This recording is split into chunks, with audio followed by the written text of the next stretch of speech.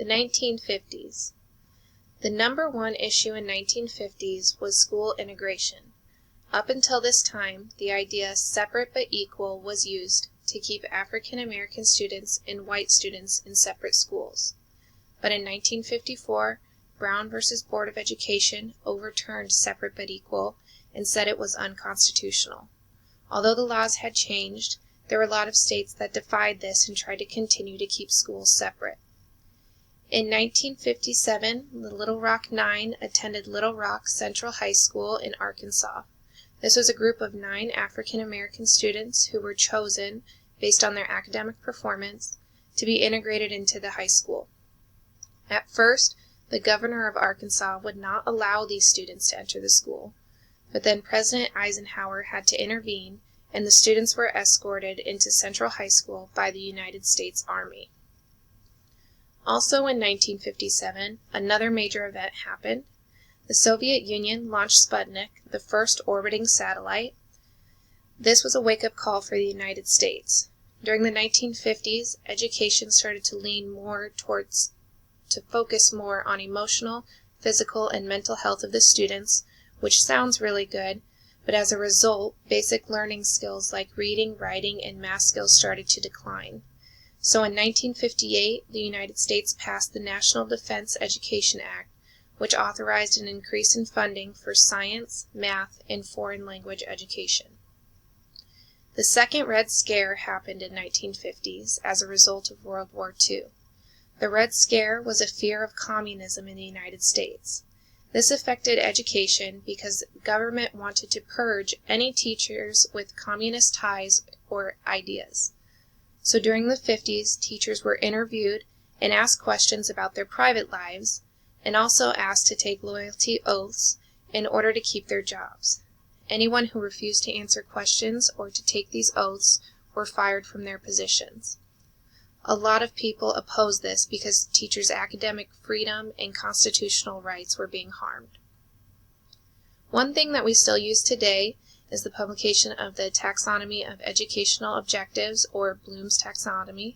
This was published in 1956, and it was the first to divide thinking into 6 different cognitive domains: knowledge, comprehension, application, analysis, and synthesis. Something that keeps coming up about classrooms in the 1950s was the use of the ditto machine.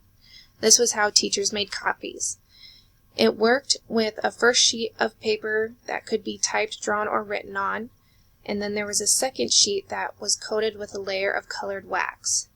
The pressure of the writing or typing on the first sheet transferred to the colored wax from the second sheet, and it was produced a mirror image.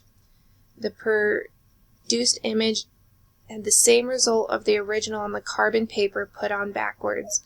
The 2 sheets were then separated, and the first sheet was fastened to the drum of the ditto machine. There was no extra ink needed to make copies. The paper moved through the machine, and the ink from the backwards copy spread across the newspaper. A lot of information I read on the ditto machine mentioned things like how it would make your hands turn purple from the ink and from the wax copy, and that it smelled very strong of alcohol. The 1960s. There were a lot of changes happening in the 1960s. John F. Kennedy and Lyndon B. Johnson, presidents of this decade, called for changes in America. They proposed many ideas and reforms all across the board, including education. Lyndon B. Johnson was known for his Great Society Reform Acts. One of the changes during this time was the Elementary and Secondary Education Act. This created the largest amount of federal money to be spent on education in America. This doubled the amount of federal money from $4 billion to $8 billion, especially helping schools in districts that were in poverty. Another change that happened was the Higher Education Act of 1965. This set up federal scholarships and low-interest loans for college students. On the other end of education was a program for preschoolers. Project Head Start started in 1965 as well, which was an educational program for children in low-income families. This started as an 8-week program during the summer and continues today. It is known as the longest anti-poverty program in the United States. The Coleman Report is widely considered the most important educational study of the 20th century. James Samuel Coleman was an American psychologist and researcher from the University of Chicago. He studied the sociology of education and public policy. His Coleman Report, or the Equality of Education Opportunity, helped reshape national education policies. This report showed evidence that school funding has little effect on the student achievement. He argued that students' background and their socioeconomic status was more important than funding when determining their academic outcomes. Coleman found that by 1960s, even though there were schools still segregated by color, both black and white schools were receiving the same funding. He said African American students who were in non-segregated classrooms performed better. This was the beginning of busing students to different schools. In the 1970s, in the late 1960s to early 1970s, the United States started to follow the open classroom or open education movement that started in British public elementary schools. Educators saw in the British classrooms the idea of informal teaching. Educators saw that the answer to the problems in the U.S. education system was this informal teaching. The open classroom approach was the first student-centered learning and promoted the idea that students should learn by doing. It was viewed that formal and teacher-led classrooms was ruining student creativity. Some of the main ideas were that active learning rather than passive learning and expression is in a variety of ways and not just pencil and paper, and self-directed, student-initiated learning was better than teacher-directed learning. Districts started building schools that were considered open education or open classroom by having classrooms with no walls and no grade levels, and gave teachers the authority to create new academic courses. The whole school learned as a large community. In the mid-1970s, more conservative views spoke out against open education and open classrooms. There was a call to go back to formal education.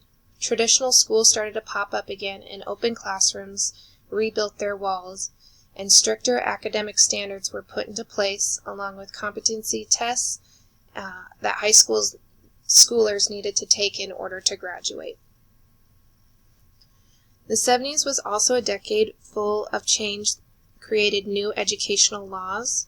The first was in 1971, Diana versus California State Board of Education. This was the case that made it mandatory to test students for special education in their native language. In 1973, the Rehabilitation Act became law, and Section 504 guaranteed that all students with disabilities received special education services. Park versus Pennsylvania and Mills versus Board of Education laid the foundation for this. Before these acts were implemented, many schools did not offer special education services or denied any educational services to people with disabilities altogether. In 1975, Public Law 94-142 was passed. This required all schools to provide free and appropriate education suited to individual needs and in the least restrictive environment. Along with special education rights for people who speak different languages gained momentum as well. In 1974, Lau versus Nichols ruled that school districts needed to provide equal opportunities for all students, including those who don't speak English. And this was the Equal Education Opportunities Act that was passed. Another fun thing that happened in the 70s was the first Texas Instrument was introduced, and that was the first handheld calculator in 1972. And in 1977, Apple introduced the first successful personal computer. These became popular in schools when students started to learn by playing Oregon Trail and Odell Lake.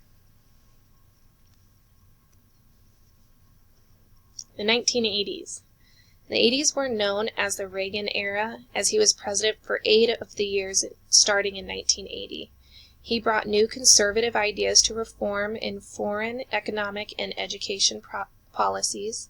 For education, he tried to reduce the federal role in education by getting rid of the Department of Education, but it never worked. In 1983, A Nation at Risk, The Imperative for Education Reform was published. This was a report about Reagan's National Commission for Excellence in Education and how American schools were failing to meet the standards needed for the adult workplace. The study did make recommendations in areas like content, saying that we need 4 years of English, 3 years of math, 3 years of science, and add half a year of computer science in high school. There were some important cases that passed during the 80s as well. In 1982, the Board of Education versus PICO, the U.S. Supreme Court ruled that books cannot be removed from school libraries just because a school's administrator said their content was offensive. The Island Trees Union Free School District's Board of Education wanted to remove certain books from their schools' libraries because they said the books were anti-American, anti-Christian, anti-Semitic, and just plain filthy. Stephen Pico, acting on behalf of several other students as well, brought the suit to federal court. The court ruled that taking books away would be taking away information and ideas from the students and would violate freedom of speech and press. Another case was in 1985. This was Wallace v. Jaffrey. The U.S. Supreme Court finds that Alabama schools were violating the First Amendment by allowing silent prayer and teacher-led prayer in the classrooms. Some new technology advances happened in the 80s as well. In 1981, IBM introduces their version of personal computers, or PCs. In 1985, Microsoft Windows was released. And in 1989, the University of Phoenix started their first online campus. This was the first college to offer online bachelor's and master's degrees. 1990s. While curriculum and academic achievement was still one of the main concerns in the education in the 90s, one topic became more important to families and educators, and that's the safety of the schools. The media was reporting more and more school shootings and violent students in this decade. One of the biggest events that happened was in 1999 on April 20th. 2 Columbine High School students entered their school, killing 15 people and wounding 23. This was the nation's deadliest school shooting incident. This became a major concern, causing some changes in the school atmosphere that we still see today. Now, schools were adding metal detectors and more police presence in the schools. Locker searches became extremely common, and this was happening in urban, suburban, and rural schools alike. A lot of school funding was going to increase school safety, but parents started to look into other ways to school their children, like homeschooling and private schools. Another major debate that was happening in the 90s was the issue of teaching evolutionary theory in public schools. Many parents opposed this theory and wanted creationism to be taught to the same degree as evolution. This debate is still happening today. There were a few acts that were passed in the 1990s. In 1990, Public Law 94-192 was amended, which changed terminology from handicapped to disabled and added transition services as well as autism and traumatic brain injury to the eligibility list for special education services. This was named the Individuals with Disabilities Education Act, or IDEA. In 1993, the Massachusetts Education Reform Act required common curriculum and statewide tests. This is what implemented the high-stakes testing programs we see today.